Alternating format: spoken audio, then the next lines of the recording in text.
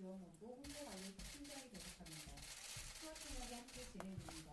브리핑은 김강기 총괄조정관이 코로나19 오늘 오전 0시 기준으로 코로나19로 격리 치료 중인 환자는 7,165명이며 166명이 완치되어 격리 해제되었고 51명이 사망하였습니다. 어제 확진된 신규 환자는 248명으로 지금까지 발생한 총 확진자 수는 7,382명이며 이는 진단검사 19만 6,618건을 시행한 결과입니다.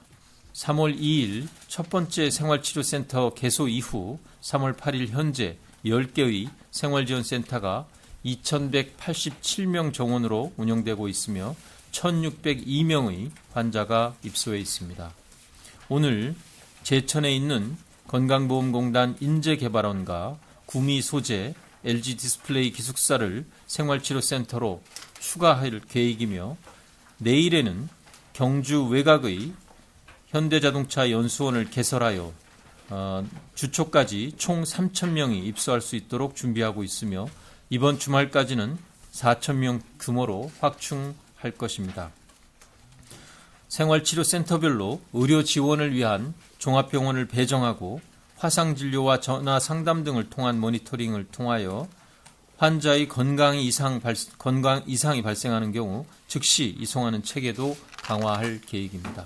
특히 어제 생활치료센터에 입소하셨던 환자분들 가운데 36명이 음성으로 판정되어 퇴소하였습니다.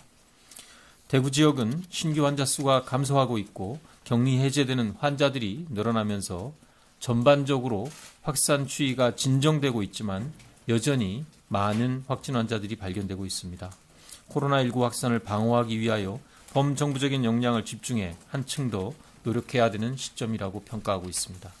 중앙방역대책본부는 최근 세계적인 상황을 평가할 때 국내 지역사회 전파를 차단하고 국외로부터의 추가 유입을 억제하는 조치가 병행해야 한다는 상황이라고 평가하면서 전 세계 유행 확산에 대비하여 모든 국가에서 적절한 검사 확대를 통한 환자의 조기 발견과 중증자 관리를 위한 준비 등 대응과 협력이 중요하다고 보고하였습니다. 최근 코로나19 확산이 다소 진정되고 있는 것은 사실이지만 아직까지 호전되고 있다라고 전망하기는 어렵습니다. 대구 경북 지역은 여전히 신규 환자가 많이 발생하고 있으며 특히 밀폐된 실내 공간에서의 생활, 활동을 하는 곳에서 계속 발생하고 있습니다. 대구 경북 이외의 지역은 빠른 확산 경향은 보이고 있지 않지만 산발적인 감염 사례가 계속 발생하고 있어 한시라도 긴장의 끈을 놓칠 수 없는 엄중한 상황입니다. 오히려 지금부터는 코로나19 감염이 더 뚜렷하게 감소되도록 모든 역량을 집중해야 할 시기입니다. 정부는 중대본을 중심으로 범정부적인 역량을 집중하여 방역관리를 한층 강화해 나갈 계획입니다. 각 지자체도 고위험군 생활시설 예방조치와 역학조사, 감염병 병상 확충을 위해 필요한 노력과 지자체 간의 협력을 강화해 주시기 바랍니다. 일반적인 역학조사에 대해서는 감염병 예방법이 강화되면서 벌칙도 굉장히 강해졌습니다. 그래서 역학조사에 응하지 않거나 고의적으로 역학조사를 담당하고 있는 공무원들을 방해하거나 하는 행위들이 일부 보고가 된 사례가 있는데 이 점에 대해서는 강한 조치가 있고 또 벌칙도 최근 법 개정을 통해서 2년 이하의 징역이나 2천만 원 이하의 벌금에 처할 수 있다라는 이런 말씀도 드립니다. 의료인에 대한 진술의 과정에서도 이 재난 시에는 정확한 사실을 말씀해 주셔야 됩니다.